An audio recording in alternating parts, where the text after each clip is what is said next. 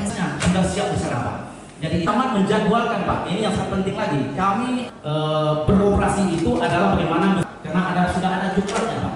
Kemarin kami ada rantai pasok, kemudian juga sarana sosialisasi yang kita laksanakan ini, kemudian progres untuk mengajak camat langsung itu enggak Jaluko Senggelam UP 100 untuk program sekolah rakyat. Kita juga monitoring untuk perkembangan dari persiapan koperasi Merah Putih.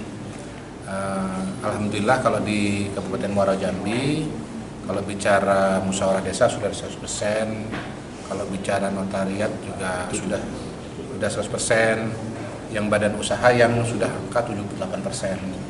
Kalau saya lihat tadi dibandingkan dengan rata-rata provinsi di atas lah ya, terutama kalau bicara bentuk badan usaha. Tadi kami dialog juga dengan teman-teman koperasi desa yang sudah ada, yang diserahkan dokumen badan usahanya. Kita mengingatkan juga bahwa problem-problem yang terjadi di lapangan itu nanti pada saat operasional.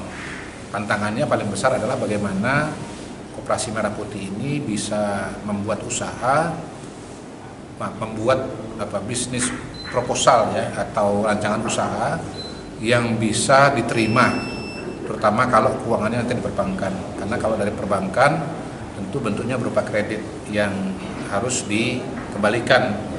Nah, supaya bisa dikembalikan maka bisnis tersebut harus layak secara bisnis, pendapatannya jelas, pemasukannya juga jelas. Gitu. Tantangannya di sana.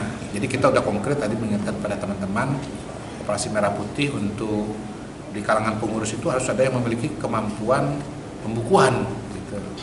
Pembukuan, karena untuk menyusun bisnis proposal itu perlu pembukuan, perlu perencanaan, perlu asumsi-asumsi. Karena itulah bahasa yang akan diterima oleh perbankan nanti. Nggak bisa kualitatif aja, tapi harus kuantitatif gitu. Nah, sekali lagi ini memang bukan hal yang mudah dan jadi tantangan. Kita juga memberikan saran berdasarkan pengalaman tempat lain bahwa Koperasi Merah Putih kalau mau berjalan sebisa mungkin memang fokus kepada usaha-usaha kebutuhan hari-hari masyarakat yang notabene sudah pasti ada pasarnya, ada kebutuhannya, artinya barang yang disiapkan oleh koperasi itu insya Allah laku gitu. Fokus ke sana ketimbang usaha-usaha yang lain masih spekulasi ya Pak ya gitu. Jadi kita fokus ke sana. Sempat menyinggung soal simpan pinjam yang nantinya jadi judol itu. Bukan jadi judol, maksudnya begini, sekarang ini masyarakat Indonesia itu sedang dijangkiti oleh judol atau pinjol, ya kan? Nah, kalau bicara pinjol, kita itu pinjam, itu bunganya tuh sangat besar, sehingga memberatkan. Ujung-ujungnya nggak kebayar. Dan utang itu yang tadi misalnya 100 jadi naik dan seterusnya, makin besar gitu. Nah, kalau menggunakan mekanisme koperasi, mudah-mudahan bunganya tidak sebesar itu. Sehingga kemudian tidak memberatkan. Tapi di sisi yang lain kita juga menemukan pengalaman terutama di masa lalu bahwa kalau koperasi itu simpan pinjam, yang terjadi adalah koperasi pinjam-pinjam. Ya, nggak ada kegiatan nyimpannya. Nah, yang minjam juga nggak mengembalikan atau non-performing loan. Nah, kalau itu yang terjadi kan lama-lama koperasinya bangkrut gitu. Jadi kita ingatkanlah pada teman-teman bahwa koperasi simpan pinjam itu juga punya risiko tersendiri.